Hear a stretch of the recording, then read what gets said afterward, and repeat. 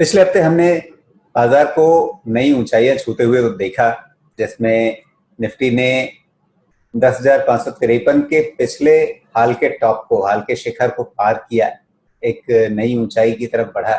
All time high की बात नहीं कर रहा हूं, लेकिन हाल के दिनों में जो हमने चाल देखी उसमें अभी तक का सबसे ऊपरी स्तर पिछले हफ्ते हमें देखने को मिला।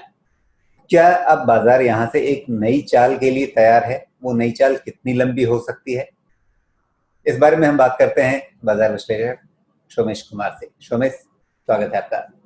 क्या देख रहे हैं आप? पिछले हफ्ते की जो चाल बनी वो आगे कितनी एक्स्ट्रापोलेट होती हुई, आगे कितनी बढ़ती हुई दिखेगी आपको? नमस्कार। जब हमने लास्ट वीक का मार्केट डिस्कशन किया था तो मैंने बोला था अगले हफ्ते बहुत सारे इकोनॉमिक डेटा आ रहे हैं जो कि बहुत इंपॉर्टेंट इकोनॉमिक डेटा आ रहे थे। वो सारे डेटा आए और अगर उनका मैं निचोड़ बोलूं तो वो सारे डेटा या तो अप टू एक्सपेक्टेशंस हैं या बेटर देन एक्सपेक्टेशंस। तो एक एक करके ले लेते हैं। पहले थे ऑटो सेल्स। तो ऑटो सेल्स में हमारा थीम था एग्रीकल्चर या रूरल। तो जितना भी ट्रैक्टर सेल्स डेटा आया एस्कॉर्ट्स का बहुत एनकरेजिंग था। टू व्हीलर सेल्स का डेटा आया वो भी इन लाइन विथ एक्सपेक्टेशन है।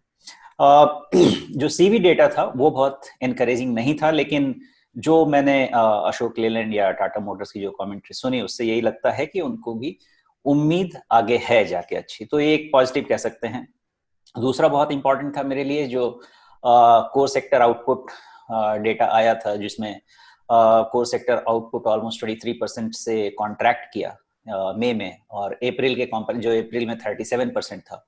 ये भी एक अच्छा इंडिकेशन मुझे इसलिए लगा कि इसका मतलब ये है कि एटलीस्ट इकोनॉमिक एक्टिविटी बढ़ रही है। तो ये इन दोनों से जो डर था वो डर निकल गया कि आगे जाके अगर मैक्रो इकोनॉमी अभी भी बढ़ती हुई नहीं दिखेगी तो एक परेशानी आ सकती थी। तीसरा फैक्टर जो बहुत इंपॉर्टेंट है और बहुत मैं मॉनिटर करता हूं, जो कि क्रेडिट ग्रोथ है। जो हम बोलते हैं कि कंजम्पशन बढ़ना चाहिए, इकोनॉमी ग्रो करनी चाहिए, तो बिना क्रेडिट ग्रोथ के तो नहीं होगा। वो भी कॉन्ट्रैक्ट की, जो ऑलमोस्ट 1.7% कॉन्ट्रैक्ट की, और एक क्रॉस द बोर्ड कॉन्ट्रैक्ट की। Service sector, retail sector, industry और प्रायोरिटी सेक्टर लेंडिंग, सारे जगह कॉन्ट्रैक्शन ही हुआ है, लेकिन कहीं पे भी ये सुनाई नहीं दिया कि ये बिलो एक्सपेक्टेशन है। तो और सेकंड स्ट्रेट क्वार्टर में हमें करंट अकाउंट सरप्लस मिला। इसको पॉजिटिव मानूं या नेगेटिव मानूं ये तो डिपेंड करता है, क्योंकि करंट अकाउंट सरप्लस जिस कारण से है वो कारण से करंट अकाउंट सरप्लस नहीं होना चाहिए था। चीप ऑयल और इंपोर्ट कम होने के कारण अगर है करंट अकाउंट सरप्लस तो ये एनकरेजिंग तो मैं नहीं कहूंगा, लेकिन चलिए फॉर द मोमेंट जो सिचुएशन है उसके लिए इसको भी डिस्काउंट करके चलते हैं। तो और नेक्स्ट बहुत इंपॉर्टेंट मॉनसून, जिसका हम वेट करते हैं। मॉनसून भी अभी तक तो अब नॉर्मल चल रहा है और मेट का जो प्रेडिक्शन है वो भी फेवरेबल है। तो एक तरह से मैक्रो इकोनॉमी के जितने भी डर थे जो आने वाले इस हफ्ते में वो तो निकल गए। इसका मतलब ये है कि अब इसके कारण मैक्रो इकोनॉमी नेगेटिव होने के कारण तो बाजार नीचे नहीं जाना चाहिए। दूसरा क्या है? दूसरा ये है कि मार्केट ओवरहीटेड है। डायरेक्शन अप है वो हम देखते आ रहे हैं, लेकिन ये लगातार ऊपर चलता जा रहा है। और हमने एक शब्द सुना है जिसको हम कहते हैं FOMO, fear of missing out, जो आजकल बाजार में बहुत बातचीत चल रही है। तो उसके कारण होता क्या है कि जो लोग छूट जाते हैं वो थोड़ा सा भी नीचे आने पे एंट्री लेते हैं, तो वो बाइंग का सपोर्ट मिलता है मार्केट को, जो कि मिल रहा है। इसलिए एलिवेटेड लेवल्स पे भी निफ्टी खड़ी रह रही है। नेक्स्ट है हमारा जो एफ एंड ओ डेटा का पोजीशनिंग है। एक्चुअली जो मार्केट अब यहाँ से बहुत तेजी से जो हम शार्प रैली देख रहे हैं ना, उसके पीछे एफ एंड ओ का, मशीन ट्रेडिंग का बहुत ही बड़ा हाथ है। निफ्टी फ्यूचर्स का डिस्काउंट जिस तरह से मूव करता है, डीप डिस्काउंट में जाके वो जो रिकवरी आती है, कब आती है? जब वीकली एक्सपायरी आती है या जब मंथली एक्सपायरी आती है। तो एफ एंड ओ डेटा की पोजीशनिंग भी ऐसी है कि मार्केट में बड़े शॉर्ट्स पड़े हुए हैं और बीच बीच में एक्सपायरी आएगी, तो फिर ये भी जो मशीन चलेगी वो मार्केट को ऊपर ही लेके जाने वाली है। और पहले जो पोजीशंस थे कॉल और पुट के, तो पुट का पोजीशन तो 10,000 पे ही है, जहां पे राइटिंग है तो सपोर्ट हम मानते हैं वहां पे है। अब कॉल की पोजीशन 10,500 से चली गई है 11,000 के पास, जहां पे राइटिंग भी चल रही है।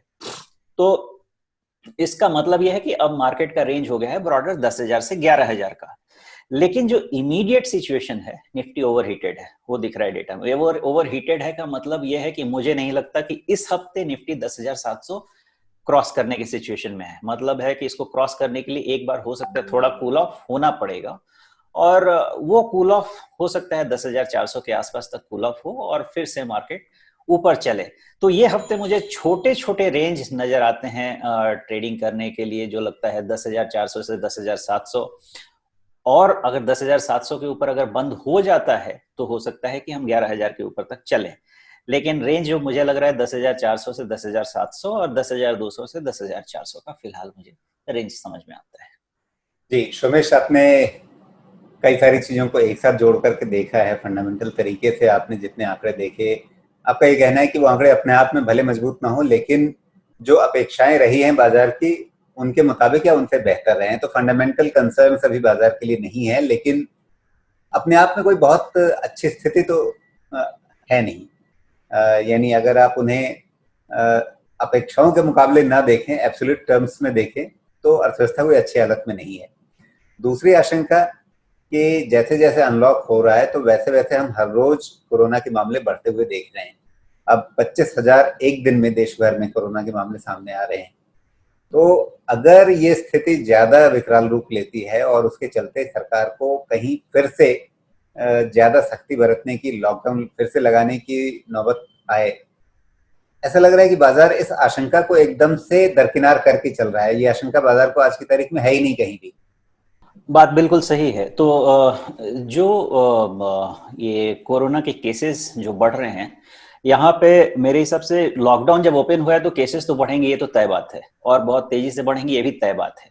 क्या नहीं होना चाहिए मेरे हिसाब से? Death rate. अगर डेथ रेट कंट्रोल में है तो मेरे हिसाब से बाजार इसको नेगेटिव नहीं लेगा। एक तरह से ये इन्फेक्शन मान के चलेगा और लोग ठीक होते रहेंगे, और मोस्ट ऑफ द केसेस जो हैं वो तो एसिम्प्टोमेटिक ही हैं। तो अगर डेथ रेट बढ़ेगी तब तो जाके फिर से बाजार अपने आप को सोचेगा कि अब यहां से फिर से लॉकडाउन का सिचुएशन आएगा, और जो हमारी पिछले अप्रैल या मई में सिचुएशन थी हम वैसे जा सकते हैं। लेकिन जब तक, मेरा ऐसा ख्याल है, जब तक डेथ रेट पे कंट्रोल है, मुझे लगता है कि बाजार इस चीज को मान के चल रहा है कि कोरोना वायरस के केसेस बढ़ते रहेंगे, लोग ठीक होते रहेंगे, क्योंकि most of the cases asymptomatic हैं।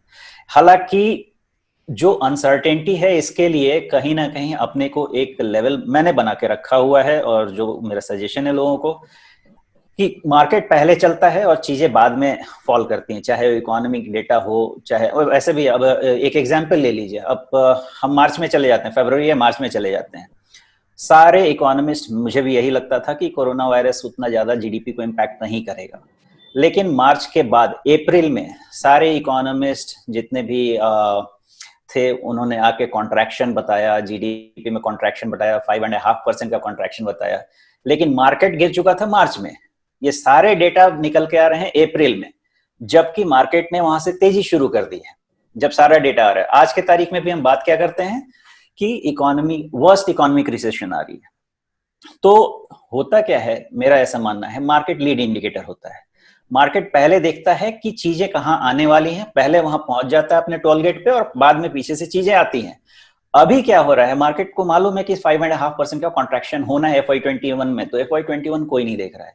ये जो लिक्विडिटी बाजार में बनी हुई है, ये लिक्विडिटी FY22 का ग्रोथ फैक्टर कर रही है प्रोबेबली, जो कि लोगों का मानना है कि 7.5% का FY22 में। मतलब मोटी बात ये कि बाजार ये नहीं देख रहा है कि हाँ, ये जो पैंडेमिक है, ये जो महामारी है, ये ऐसा विकराल रूप ले लेगी कि 2022 में स्थितियां संभलने की जो जितने आकलन हो रहे हैं, उन आकलनों को कोई खतरा हो जाए। करेक्ट जी, थोड़ी सी टेक्निकल बातें भी यहाँ देख लेते हैं कि अगर आप 24 मार्च का जो एक निचला स्तर बना था निफ्टी पे 7,511 का, और वहां से अभी तक जितनी तलहटियां बनी है, जितने बॉटम बने हैं, उन सबको मिलाएं तो एक ट्रेंड लाइन जैसी बन रही है। क्या आपको लगता है कि ये ट्रेंड लाइन जो है उसके टूटने का खतरा बनेगा, या आप जो कह रहे हैं कि इस हफ्ते शायद बाजार ज्यादा ऊपर न जा पाए, नीचे सपोर्ट ले, तो क्या इसी ट्रेंड लाइन पे सपोर्ट ले लेगा? थियरी तो यही कहती है कि जब तक वो ट्रेंड लाइन टूट नहीं जाए तब तक हमें ये मान के चलना है कि वो ट्रेंड लाइन वैलिड है। और मेरे लिए वो ट्रेंड लाइन क्यों वैलिड है, अगर एक ट्रेंड लाइन पे एक या दो डेटा पॉइंट्स आते हैं तो वो लाइन ऑफ बेस्ट फिट नहीं होता है। लेकिन अगर मल्टीपल डेटा पॉइंट्स आ रहे हैं तो वो लाइन ऑफ बेस्ट फिट हम मान सकते हैं। इसलिए अभी तक वो ट्रेंड लाइन मेरे लिए वैलिड है। एक बात आपने बहुत वैलिड बोला, वो ये कि केसेस तो बढ़ रहे हैं, मार्केट अभी कॉम्प्लेसेंट हो गया है कि केसेस बढ़ेंगे, डेथ रेट नहीं बढ़ेंगे, चलो हम चलते हैं, इकोनॉमी खुल रही है, आगे चलते हैं। लेकिन रिस्क, बिकॉज रिस्क क्वोशंट बहुत हाई है सिस्टम में, तो जो भी होता है, चूंकि मार्केट पहले इंडिकेट करता है, इसलिए 10,000 के लेवल को आप एक तरह से मार्केट का इंडिकेशन मान के चलें कि अगर वो टूट के नीचे मार्केट जाता है तो जितनी भी पॉजिटिव चीजें हैं हमें बाद में फिर वही सारे डेटा नेगेटिव देखने को भी मिलेंगे, because market is a lead indicator. तो जब तक वो ट्रेंड लाइन या 10,000 अगर ब्रेक नहीं होता है, मेरे हिसाब से हमें ऊपर चलता रहना चाहिए, उसको फर्स्ट सिग्नल मान के चलना चाहिए कि अब ट्रेंड खत्म हो जाएगा। दूसरी तरफ अगर हम हाल के जो बॉटम तो हमने देखे, हाल के जो टॉप बने हैं, हाल के जो शिखर बने हैं उनको देखें तो हमें एक शिखर मिला 30 अप्रैल को 9,889 का, फिर 8 जून का एक शिखर बना 10,328 का, उसके बाद फिर 24 जून को बना 10,553 का, जिसको अभी हमने पार किया पिछले हफ्ते। तो यहाँ भी हमारे पास करीब 3 डेटा पॉइंट्स बने हैं। एक ट्रेंड लाइन यहाँ भी बन रही है, क्या इसको आप वैलिड ट्रेंड लाइन मानेंगे और इसको पार करने की, ऊपर इसके जाने की संभावना कितनी लगती है आपको? मैंने जो ट्रेंड लाइन देखा है, एक्चुअली सिर्फ मैं अकेले एक ट्रेंड लाइन नहीं देख रहा हूँ, अगर मैं अपनी एनालिसिस बोलूँ तो ट्रेंड लाइन के साथ मैं कुछ मूविंग एवरेजेस का भी मैच देख रहा हूँ। मोस्टली हमारा जो 20 से 25 दिन का जो मूविंग एवरेज का रेंज होता है वो शॉर्ट टर्म ट्रेडिंग के लिए हमें देखना पड़ता है। तो ट्रेंड लाइन और मूविंग एवरेज का फिलहाल जो मैच मुझे मिल रहा है, वो जो स्ट्रॉन्ग सपोर्ट का आ रहा है वो कहीं ना कहीं 9,900 से 10,000 का आ रहा है। तो वो ट्रेंड लाइन मैं फॉलो कर रहा हूँ और मेरे हिसाब से वो अपने को देखना भी चाहिए। 9,900 से 10,000 के आसपास का जो मूविंग एवरेजेस का कन्वर्जेंस है और ट्रेंड लाइन का जो कन्वर्जेंस है। लेकिन मार्च से अभी तक की जो चाल है उसमें आप देखें तो पहले एक बड़ी चाल आती है, फिर एक छोटा डिप आता है, फिर एक चाल आती है ऊपर की तरफ, उससे छोटा एक डिप आता है। ये कॉन्ट्रैक्टिंग पैटर्न बन रहा है, सिकुड़ता हुआ पैटर्न बन रहा है। आप इसे ट्रायंगल की तरह देखेंगे, किस रूप में देखेंगे टेक्निकली इसको? हाँ, मैं इसको राइजिंग, जो वेजेस राइजिंग बोलते हैं, मैं उसको उस फॉर्म में देख रहा हूँ। और जो वेजेस राइजिंग का फॉर्म आ रहा है अभी अगले हफ्ते के लिए, वो करीब 10,700 पे ऊपर जाके बैठेगा और नीचे आई थिंक कहीं ना कहीं 10,000 के आसपास का। ये अभी जो हमेशा जो ये एंगल बढ़ता हुआ जाता है, तो फिलहाल ये 10,000 से 10,700 का ये रेंज इंडिकेट कर रहा है जो वेजेस राइजिंग है। तो अगर 10,700 के ऊपर क्लोज दे देता है टेक्निकली, फिर हमारा बाजार अप ट्रेंड में आ जाएगा क्योंकि ब्रेकआउट हो जाएगा। और 10,000 के नीचे चला जाएगा तो टेक्निकली हमारा ट्रेंड फिर से डाउन हो जाएगा। तो मैं जो पैटर्न देख रहा हूँ ट्रेंड लाइन के थ्रू, वो वेजेस राइजिंग में मॉनिटर कर रहा हूँ। जी, मूविंग एवरेजेस की आपने बात की, उसमें 50 डे सिंपल मूविंग एवरेज अगर हम देखें 50 SMA, वो अभी 9700 के पास में है। 9700 पिछले हफ्ते भी मुझे याद है कि आपकी नजर में था। और 200 दिनों का मूविंग एवरेज देखें वो 10,900 के आसपास है। तो क्या ब्रॉडली हम इन दोनों के बीच में ही अभी बाजार को देख रहे हैं? जी बिल्कुल। एक्चुअली 9,700 का जो बेस के सिनेरियो है वो अभी भी है, लेकिन है क्या, अगर मार्केट ऊपर ट्रेंड में जाता रहता है और इस ट्रेंड के स्ट्रेंथ को मेंटेन करना है तो बेस को भी ऊपर आना चाहिए। तो अब अगर ये बेस 10,000 पे आके नहीं रुकता है और कहीं ना कहीं वो मूविंग एवरेजेस फिर हमको 10,000 के आसपास मिलने चाहिए थोड़े समय में जाके। अगर नहीं मिलता है 10,000 के आसपास, इसका मतलब ये है कि ट्रेंड फिर से वीक होगा। तो पहले मैंने बात किया था, मुझे याद है कहीं 9,500 के आसपास का, 9,500, 9,200, फिर 9,700, और अब मैं इसीलिए बात कर रहा हूँ थोड़ा ऊपर लेके आने के लिए 10,000 के आसपास। ये मूविंग एवरेज स्लोली वहां जाके कन्वर्ज होंगे। बेस केस सिनेरियो फिलहाल 10,000 का रखा है, लेकिन हाँ, जो 9,700 का 50 डे का मूविंग एवरेज है वो अभी भी वैलिड है।